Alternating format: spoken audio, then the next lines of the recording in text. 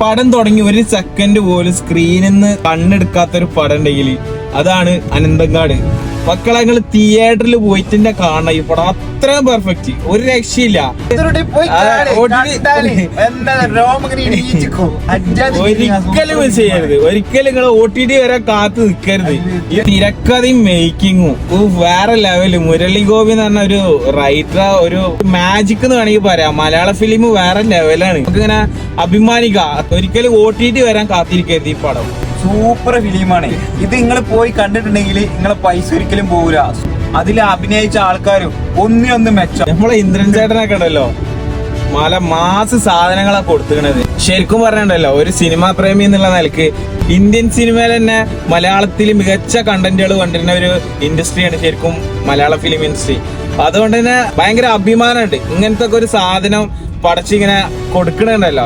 അതിന് ഈ അനന്തങ്കാട് തന്നെ മൂവിന്റെ പുറകിൽ പ്രവർത്തിച്ച എല്ലാ ആൾക്കാർക്കും ബിഗ് സല്യൂട്ട്. അതുമല്ല, ഒന്നിനൊന്നും വെച്ചല്ലേ, ഒരു സെക്കൻഡ് പോലും സ്ക്രീനിൽ നിന്ന് കണ്ണെടുക്കൂല. സംവിധാന മികവ് എന്ന് പറഞ്ഞു കഴിഞ്ഞാല് അത്രയും പെർഫെക്റ്റ്. കാരണം ഒരു സെക്കൻഡ് പോലും ലാഗില്ല. അതാണ് പടത്തിന്റെ ഏറ്റവും വലിയ പോസിറ്റീവ്. പടം കാണുകയാണെന്നുണ്ടെങ്കിൽ കുറെ ആൾക്കാരുള്ള തിയേറ്ററിലുകൾ പോകണം. എന്താ വെച്ച് കഴിഞ്ഞാല് തിയേറ്ററിൽ സെലിബ്രേറ്റ് ചെയ്യണ പടമാണ്. ഒരു രക്ഷയില്ല. ഞങ്ങളിപ്പോ ഫസ്റ്റത്തെ ദിവസമാണ്.